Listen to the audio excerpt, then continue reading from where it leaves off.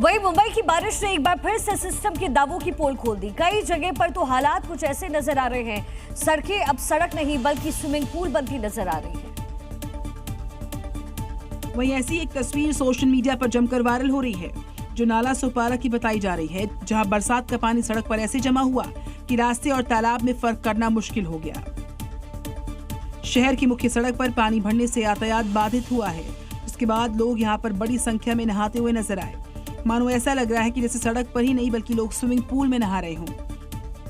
स्थानीय लोगों ने कहा कि हर साल बरसात के मौसम में यहाँ पर पानी भरने की समस्या होती है। लोगों को काम पर जाने, बच्चों को स्कूल जाने, रोजमर्रा के काम के लिए पानी से होकर गुजरना ही पड़ता है, लेकिन इसके बाद भी प्रशासन की तरफ से ठोस कदम नहीं उठाए जाते। वहीं बरसात के बाद नाला सोपारा की कई सड़कों पर ट्रैफिक की रफ्तार धीमी पड़ गई। दोपहिया वाहन चालकों और पैदल चलने वालों को सबसे ज्यादा परेशानी उठानी पड़ रही है।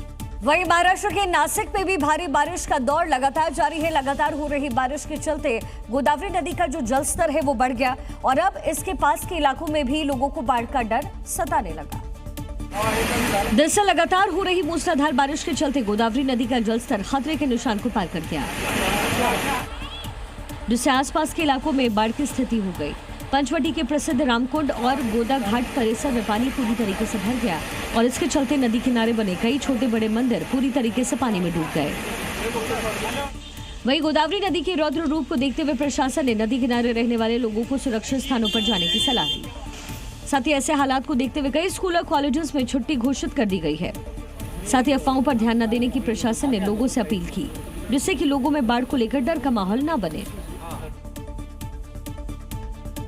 मैदानी इलाकों के साथ साथ बारिश ने पहाड़ी इलाकों में भी जमकर कहर बरपाया है।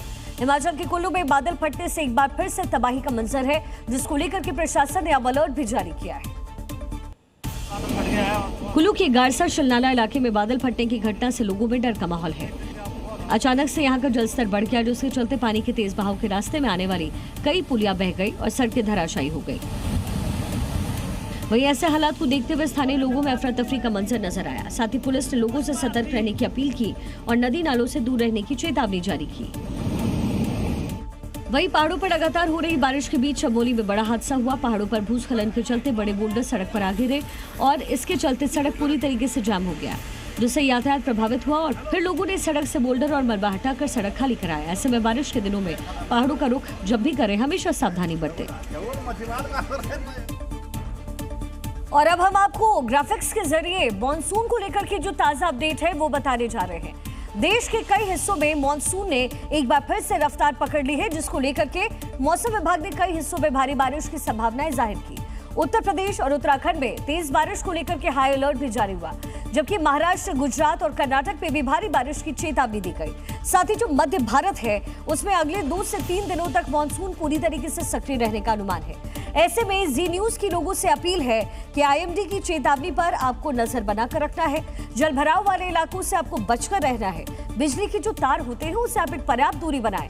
ड्राइविंग में सावधानी आपको बरतनी जरूरी है और जो गैर जरूरी यात्रा है उसको जब तक संभव हो सके आप जरूर टालें।